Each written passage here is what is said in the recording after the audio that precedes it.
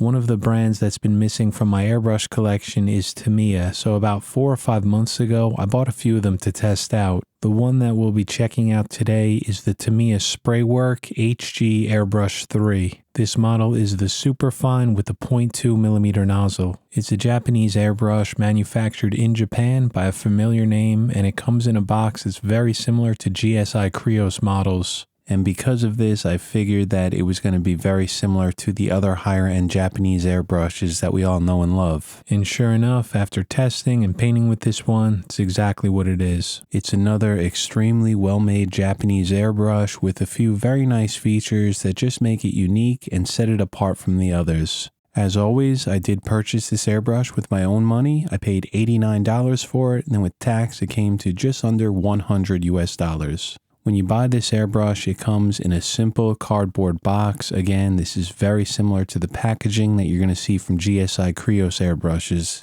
But unlike Krios, you don't get much in the packaging. Like, you don't get an air hose or anything like that. You just get the airbrush encased in foam. You of course get a paint cup cover, and you also get an extra hose connector. In the manual, to me, it calls this the hose connector without the air stop valve. And they say that this is for use with their basic compressor set. So this is something that I'm not going to be using. And finally, you get one of these small nozzle wrenches to remove the nozzle if you need to. I love a good manual with any airbrush, and this one comes with a great one filled with some excellent information. Plenty to read through here. The model that I purchased is the Superfine, which means that it comes with a 0.2mm nozzle. So this is going to be a detail airbrush. So this is definitely an airbrush for intricate work, meaning thin lines, lower volumes of reduced paint for subtle shading, and it works exceptionally well at lower PSIs that we'll see later on. The rear handle is simple, there's no cutaway, but on the back there is a needle limiter. And you could use this to preset the trigger distance so that you don't accidentally pull too far back on the trigger and spray too much paint. There's a large paint cup on this model. It holds 7 milliliters of paint, 7 cc's, and so that's just a bit less than 1/3 of an ounce. Something that surprised me with this airbrush is that this is actually a removable paint cup. Now, plenty of other airbrush brands have removable paint cups, but this is actually pretty uncommon among the Japanese airbrushes. Unfortunately, you do not get any extra cups with this airbrush. It would have been nice to see, but I did see on their website that they do sell a much larger 17mm cup that you could add on instead. Just my opinion, but since this airbrush has a 0.2mm nozzle for detail, it would be very nice to see an option for a much smaller cup as well. Something like a 2ml cup that you see in brands like Harder and Steenbeck, I think would be a great option for this one that I'm sure a lot of us would appreciate. There's also a very interesting and unique trigger pad on this Spray-Work airbrush. At the front, you'll see that it's angled down, which is going to help lock your trigger finger in. There's also a few notches or grooves cut along the top of the pad just to give yourself a little bit of extra grip. And all the sides of this trigger pad are rounded over, very smooth. There's no sharp edges here at all. It's a relatively tall trigger, but I just found that it's extremely comfortable to work with. A very nice design with this trigger pad, and to me personally, it's always great to see something different like this. So from here, let's move along to the standard breakdown so that you can see all of the internal parts. The first thing that I'm doing here is removing the paint cup, placing it to the side, and then I'm going to remove the needle cover. This needle cap on the front of the airbrush is just there to protect the end of the needle. You can paint with it on or off.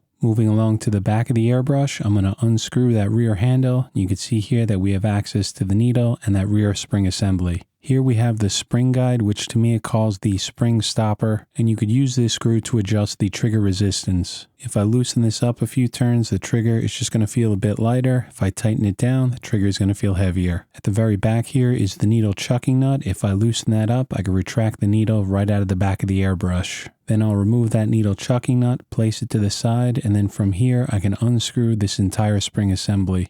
Now, if you own an Iwata airbrush or a Krios airbrush, this rear assembly is going to look very familiar because it's the exact same parts. If I pull the spring guide back, you're going to see the needle spring itself as well as the needle chuck, which that spring slides right over. And the trigger lever is connected to the spring guide, which is always nice to see. Just to show you the similarity between the brands, I have the Iwata Revolution on the left, the TAMIYA in the middle, and the Krios 267 on the right. I was not able to spot any difference between these three spring assemblies, and I was able to swap them between the three airbrushes. And the build quality between the three is exactly the same. They're all excellent. Once that spring assembly and needle are removed out the back, I can lift the trigger right out of the top of the airbrush. The trigger pad is different on this one, but you can see it has that small plunger at the bottom, very similar to what you're going to see with the Eclipse. Inside the body of the airbrush right in here is the needle packing screw. I'm not going to remove that. It was set properly from the factory. That creates a seal around the needle so that paint doesn't leak into the body. And at the very front here is the nozzle cap or the nozzle cover that Tamiya calls it. If I unscrew this, you're going to see the nozzle itself, which is a screw-in design. There's no reason to ever remove that nozzle from your airbrush unless it's broken, you need to swap it out, or there's a really, really bad clog in there. And if you do need to remove it, you do get a small wrench within the packaging. So the head system on this airbrush is nice and simple. It's very easy to maintain.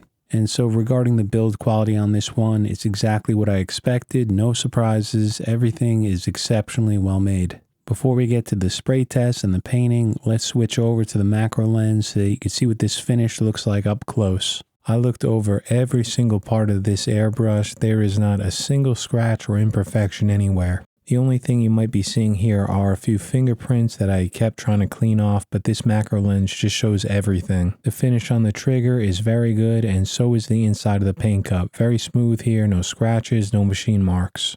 The nozzle is also perfectly centered within the front of the airbrush, which is obviously very important so that it sprays an even cone. And so regarding this build quality, this is actually what I expected to see because I'm very familiar with these Japanese airbrushes that are all so very similar. If you own a Krios, an Iwata, a Rich Pen, this Tamiya is right in line with those brands. Just excellent build quality all around. I was recently working on this little still life here of an apple on a wooden table. And what I'm doing here is using some black paint just to soften up the edge along the lower part of the apple where it just kind of blends into the shadow. It's a very subtle blend here right along that transition point between the apple and the shadow. So I needed a good detail airbrush to paint this in. I decided to switch over to the Tamiya just for this part, and it did an excellent job. It was putting down the paint exactly where I wanted, and it was putting out a very low volume of paint, which is something that I love to see from a detail airbrush. It just gives you a lot of control. This allows me to slowly build up to those really dark values that I'm going for. I'm not trying to put it all down in one shot. I want to go layer by layer. And the responsiveness of the trigger is exactly what I expected. It reminds me a lot of all the Krios airbrushes that I own, especially the 267. I noticed that the performance and the spray pattern between these two airbrushes is very similar, if not identical. Both have a 0.2mm nozzle. And so I'm spraying a few dots here to show you the trigger response. If you look at my trigger finger, you can see that it's barely moving to get each dot, and it's spraying them at the exact same point every single time. Just the slightest nudge back on that trigger and I get paint. And painting fine lines, extremely easy to do. This will pull off a hairline just like any other high quality 0.2mm nozzle. And for this paint test, I am using Schmincke Aero Colors Black. I have it reduced about 30-40% with distilled water, and I'm spraying right around 15 psi. Since this airbrush is a 0.2mm detail airbrush, I figured I'd write out the word airbrush on a matchstick for scale, and I had no issues doing this because the trigger response was so good. It was very easy to write out these letters to start and stop exactly where I wanted. If I painted this out a few more times, I'm sure I could have got these letters even smaller, but I think this shows that this is a very good detail airbrush. And so this was just great to see. Everything about this airbrush was excellent. The performance and the build quality is exactly what I was expecting to see. So my expectations were high for this one, and it did not disappoint.